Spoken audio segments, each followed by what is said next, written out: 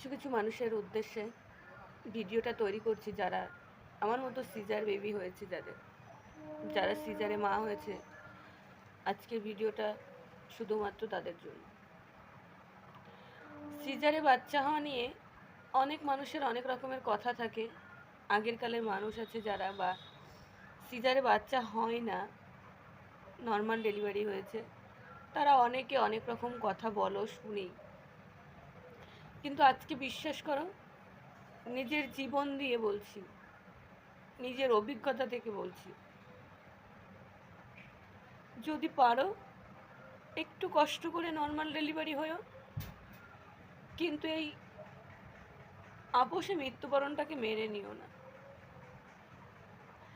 এখন বাজে বেলা 9:10।